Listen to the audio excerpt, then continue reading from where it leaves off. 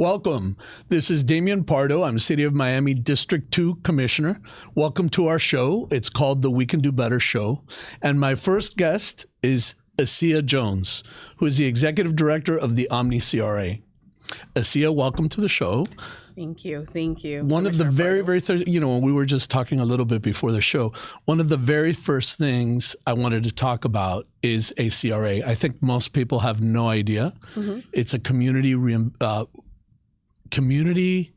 redevelopment agency. So I'm when you made that first comment, so a lot of people think Community Reinvestment Act when you're coming from the banking world. That's where I almost went, right?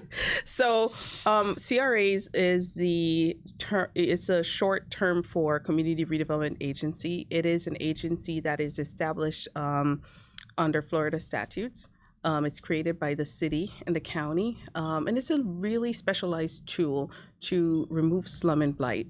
And slum and blight, not in the literal terms, but the term as it is defined under the statute. We're talking about affordable housing. We're talking about building a better infrastructure in that targeted area of the city. We're talking about increasing parking availability, just really good community planning from a big picture level, and being able to have that targeted approach for this particular neighborhood. Well, there's been a lot of discussion around the community redevelopment agencies, mm-hmm. in the sense that they have unlimited power. They don't have a good oversight.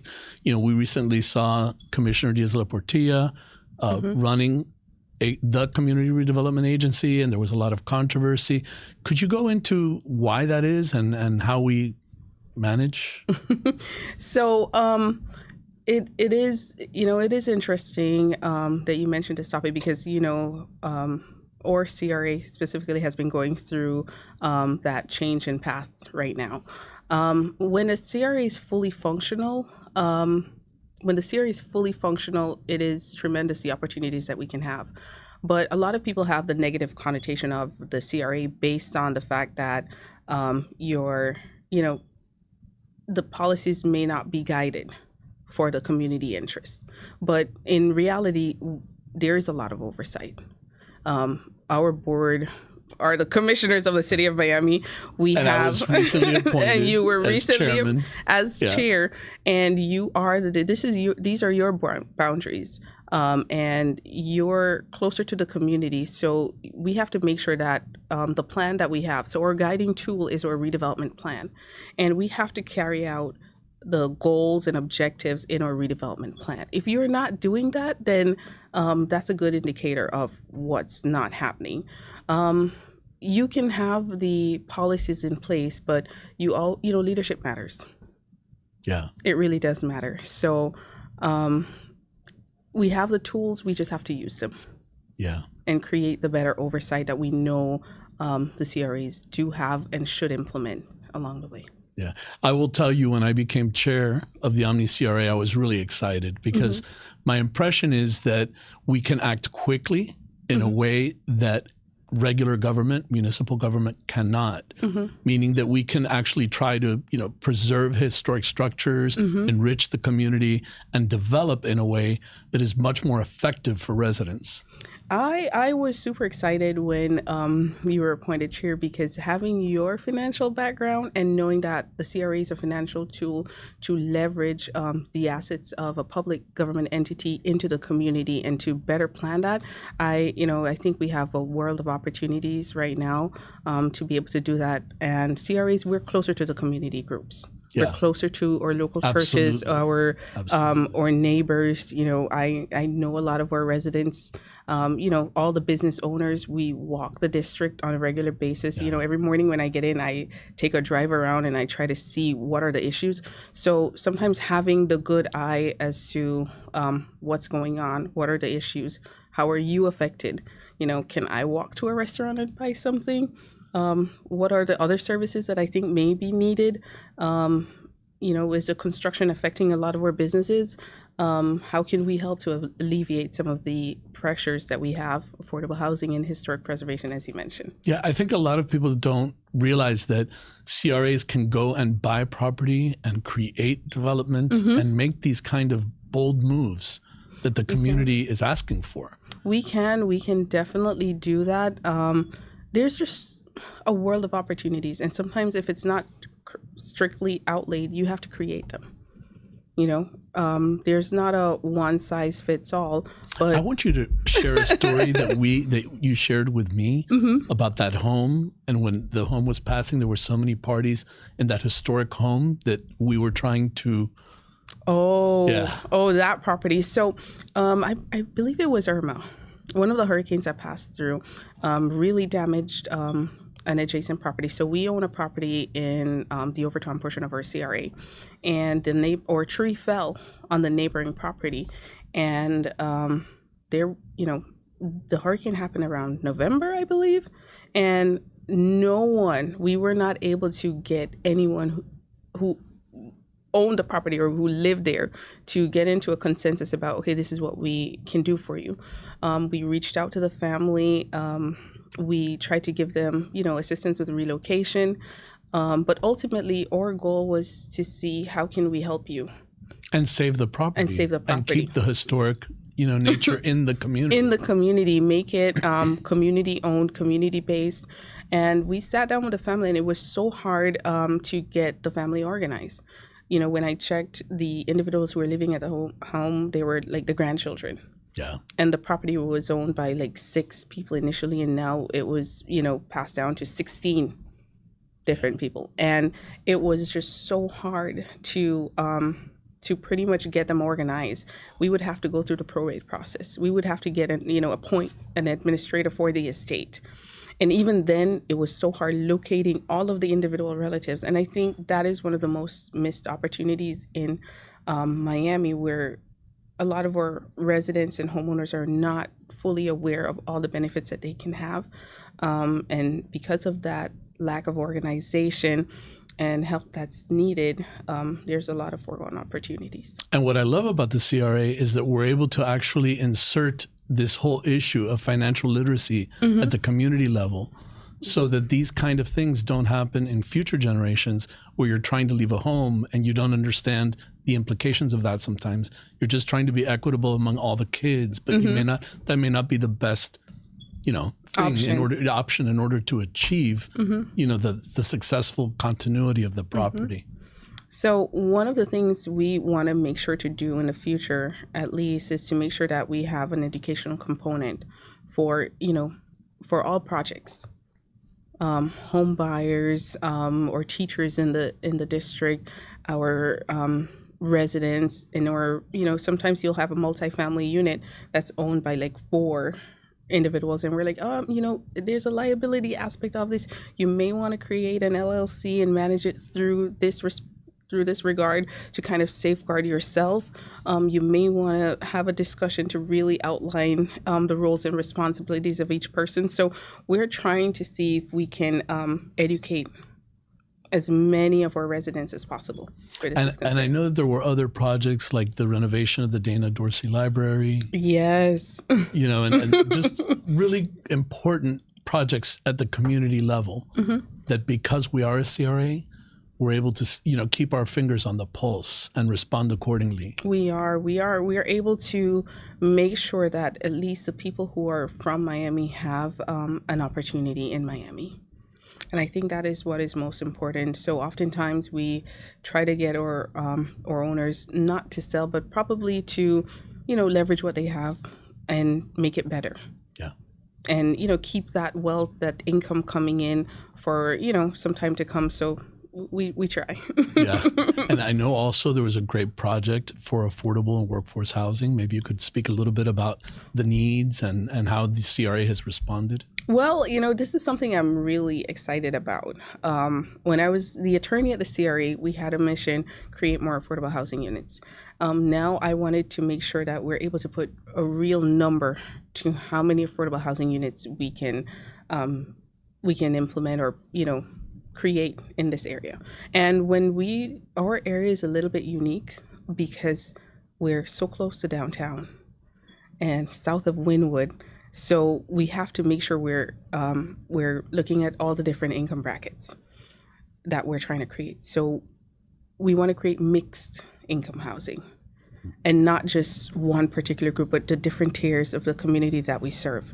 So, if you decide to, if you get the opportunity to get a raise, you're able to, move within that particular project, and you don't have to leave Miami. Because one of the things Miami is facing is, a brain drain, or professional group of people cannot afford to live here. We also have extremely low-income individuals that cannot afford to live here. So, we are taking a strategic approach to make sure we're meeting housing in the respective areas at the different respective levels. And we have several projects, Commissioner, several projects that we're working on, several that are in the pipeline coming on board. And we're talking, hopefully by the end of the year, we can make it about 900 units. Yeah. Into the Omni area that is fully affordable, but with a good mix, so that we're not creating pockets of poverty, and that way the community can thrive. Because one of the things, we do affordable housing, but we also do economic development, and we want to make sure we have a sustainable community. So having a good mix and flow really works, and ultimately it's all about increasing the quality of life. Mm-hmm. I was very impressed with the project that I saw, because it wasn't just about creating this project, and it wasn't just about affordable housing or workforce housing. Mm-hmm. It was all about community. And it's very rare to see developers that really understand mm-hmm. that they need to create a connection mm-hmm. among the people in the building and around and surrounding the building. Surrounding community. So that there are outside movies where the community responds. There are outside cafes that create environment mm-hmm. that is sustainable and that really changes mm-hmm. in a really positive way the surrounding area. So personally, I was thrilled and excited and proud to be involved in that kind of project. I am extremely proud about the work that we're doing. Soon, I believe late summer, we may have 252 units that are coming online, and that's for our workforce. We're talking about our teachers. We're talking about our state attorneys, or City of Miami employees. Yeah. And they'll be able to work in close proximity and live in the same area and be able, you're giving them a sense of community, a sense of purpose. I tell people, can you imagine, you can walk to work, or, jump on the trolley or the metro rail, you get to work, and then you can spend, and then there's a circulation within that community, and it's not so strained. So, you're spending in the local businesses, you're living close, and then, it's an improvement to the city. And it's also nice for a lot of people in Miami. I mean, it's sad when you're an older parent and the only option for your child is to leave, to Pembroke Pines or further north. Back to Georgia. Back to Georgia, or go to another city, because mm-hmm. they can't simply afford anymore to work in their home city and stay near their family. So it's really also a way of keeping the family together. Mm-hmm. And I think it's very important. I know maybe you could just briefly touch upon the difference between affordable and workforce. So when when I say affordable, I'm thinking of all the different categories that we have. We're talking below 60%, below 80%. And when you say 60, you're talking about AMI? AMI's, area median income. Which is about what? So, the numbers. So when I say about 60, 80,000 or 74,000, something. So the AMI for the county is about $74,000 mm-hmm. roughly. But then if you look more concentrated at the Omni area, at least where our office is located, and the need for that area, it's even higher. We're talking about somewhere about 84,000. Okay. And that's the AMI for that particular, cross section that we have in the Omni. Some other portions are a little bit lower. So when we try to create the project, we're trying to meet people at the respective income levels. Those that are at maybe making $60,000, those that are maybe making 70, and those that are making 80 and 90. The different, trying to make sure that we're meeting all the income brackets, because if you get a raise, you don't want to have to move out. You should be able to move into another unit, and then that unit now becomes free, so someone else can move into it. And that's literally what would happen, because you have to show that They have to comply. So, when we set up our agreements, we make sure that the CRA restricted units, there's monitoring on that. They have to provide the information to the CRA. There's a rent regulatory agreement that we place on the property. If our developers don't comply with that, we're able to foreclose on that loan or that grant that we give for this respective project. And there is a real compliance issue. So every time there's a payment from the CRA, they have to show, yes, we've complied, or yes, we have built the units and we are going to be renting it. So annually, there's a compliance requirement for this. And what are some of the projects that are coming online that you're happy about? So I am extremely happy about the uni projects that we have coming online. The initial project is 252 units of affordable housing at the different income brackets. We mentioned some at 60, some at 80, some at 120, some at 140. And that entire building is completely fully restricted based on that criteria. The other project we have is Unidos, and that one is 398 units. And not just livable units, but we also, remember, we do economic development. So there's ground floor retail component, and, it's a really good project where you get to, increase your quality of life. You have a gym. There's like a little working space, community working space that are included. I was shocked. I got to tour that project, and it is a wonderful. When I usually think about community redevelopment, or when I think about affordable housing, I think about kind of like the projects. Like what we kind of grew up with in Miami when we looked at that. This is not the case. No. These are beautiful. I would love to live in that building. We are changing the meaning of affordable housing. We're changing how it looks and feel, because we want everybody to feel valued in this community, and not because of your income level or anything. We want to make sure that you have the opportunity and you feel a part of this community, not based on your income level or so on, but you to have the same amenities, just like with our school board item. I wanted to make sure that at least when we move forward, our public schools and our public students have the private school opportunity. Right. Do you want to talk a little bit about that, about this opportunity that's coming up and the role of the CRA? I am excited about this particular project because I believe it's one of the first time we'll be able to leverage government resources together as partners moving forward to give our future students the opportunity, giving them private school opportunity. And giving, our employees, we're putting everything, all of our cards on the table, and we're saying, okay, how can we utilize the best, the money that we have, the land that we have. And here we're talking about Biscayne Park. Biscayne Park. IPrep Academy. Biscayne Park, IPrep, Phyllis Wheatley, all of the schools in our neighborhood. How can we utilize the downtown properties, all of school board properties, and what role the Omni has to play in that. And I think it's super important because, we're able to work together with the city, the county, and the school board and do something that's phenomenal and set up our students for an amazing future. Success. Yeah. Yeah. Repurpose some of the schools. What are the resources that are needed? I'm super competitive. So I think, I want to make sure our public schools are like the best. Yeah. We're competing at that level.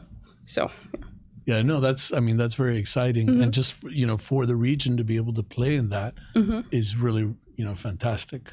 We have the resources, we have the opportunity, and the time is now to do the right thing. No, it really seems that way. That's really exciting. Congratulations. Oh, no, I should say congratulations. To be able to do it, because you're right in the thick of things. I think we have the opportunity, and we have the vision, we have the plan, and we have the mandate from our residents, and we have you as our chair and commissioner to lead the charge. And it is exciting. I'm extremely motivated by it. And I want to make sure that our projects 10 years from now are completed. Yeah. I want to make sure that we can look to it and say, we did that Yeah. a few years ago, and That's this is the beautiful. result. Because of that, we were able to move in 3,000 families.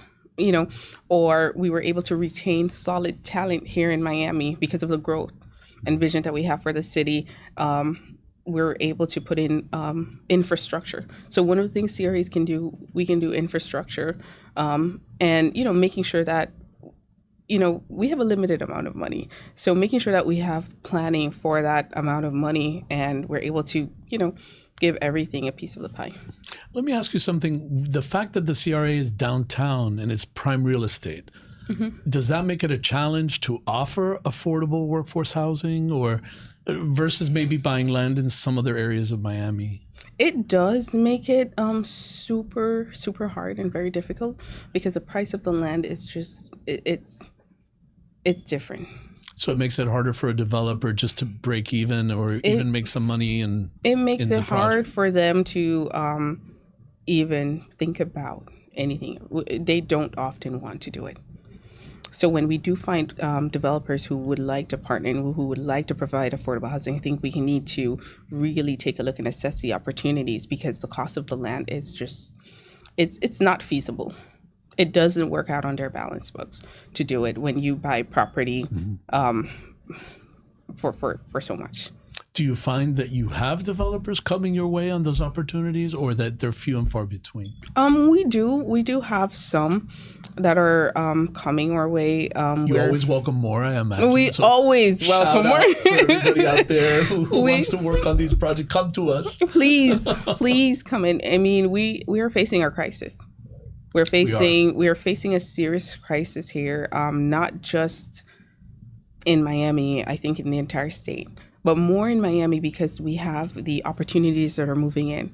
So I know you commissioners and all of our electeds here, you're thinking macro, but then the micro is making sure that it's a working, thriving community at the same time. And the crisis is affordable housing. We can't afford to live here. Yeah. So what are the things we can put in place? So I'm open to any discussion having to do with commercial real estate spaces, having to do with multifamily units, lenders being able to lend. I want to have the conversation with our lenders. What will it take for you to approve some of our developers during this difficult time? Because I know they're not lending right now. Mm-hmm. And it's very hard to underwrite a lot of the projects. So, these are conversations we're willing to have. What is what do you want that community or government partnership to look like from an underwriting perspective? What are things that will make it easier? What are the barriers we need to remove in the city and the CRA to affordable housing? Do we need to streamline the permitting process? These are conversations that I want to have with all of our government partners. And we also get calls all the time from police, fire, state attorney, public defenders, school teachers. Everyone. Needing housing, and needing housing that, it's not a 2-hour commute. They can still have a quality of life associated with it. So there's a real problem with finding good workers. So, adding cost of living and housing not being affordable is just a killer. So, when we bring a project, we try to find out from our local groups and our liaisons from the respective offices about what are your needs? What are your employees asking for?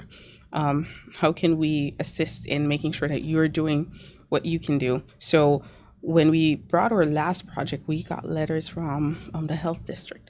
We got letters from... Oh, that's right. The health district, they just need housing. They can't fill positions. Some of our unions.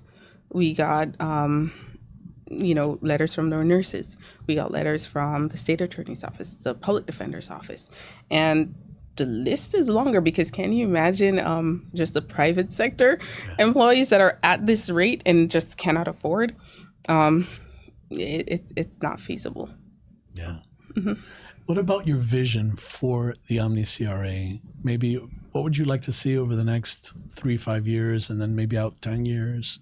What do you? So over the next 3-5 years, I really think we need to rebuild the relationship in the community. I think we're a little bit far removed I'd like to make sure in the next 3 to 5 years we're boots on the ground, looking at the individual needs of our community And members. when you say that, you mean church groups, civic groups? All groups. All groups. All groups. At the grassroots level. At the grassroots level, because block to block. Block to block, making sure that our residents feel happy, making sure that they know the resources are out there to assist and help. I would love to do some informational sessions with not just CRA, but all government entities. What do you need to open a business? What do you need to get your code violations fixed, restored, mitigated? What are those things that you need to do? Because sometimes we think people know and they really don't know. Yeah. What are the things they need to do? So we need to provide information and give them the opportunity to fix that problem. Or we take, we give, almost like an amnesty program per se, and show people how, what are the best ways and steps to achieve what they want to do on the private side. What are the grants available?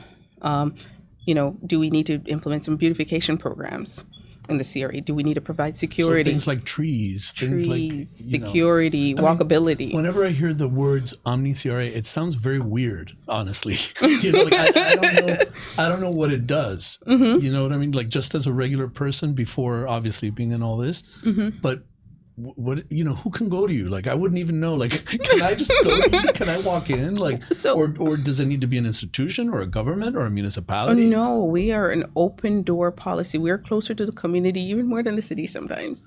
So people can just go to the office and knock and have a conversation and learn more. Absolutely. And that is a narrative I would, we have an open door policy. Mm-hmm. You come in, you express your needs. If I can't help you, I will find someone that will be able to help you. If what you're asking for, some of our businesses, they want assistance with inventory. CRAs can't do inventory. But you know what? I'm going to find another government entity or someone else who can give you the grant for inventory, and we'll be able to help you. For inventory? For business. For businesses. Got it. But we'll be able to give money for the build out of that particular space, or to help you with for a small business. For small businesses. I would never have thought of that. I would never have thought, because we've been talking about, projects. And yes. So you can help a small business. You can help a family, like with the tree that fell on it. You can help a community or a church. You can help restore history. You can historic important structures. We can help you with your signage. We can help walkability. We can improve lighting in the area. We can do streetscape projects. There's just a wealth of things that we can do, and we, that's why I'm saying, getting back into the community is what really matters right now over the next 3 to 5 years. 10 years, I'm looking at infrastructure projects that will, create the opportunities for development that is for the community. Like? Or school board projects that we have coming online. So what about things like flooding? I mean, does it get involved? Flooding, that's one of our main issues in the CRA. Okay, good.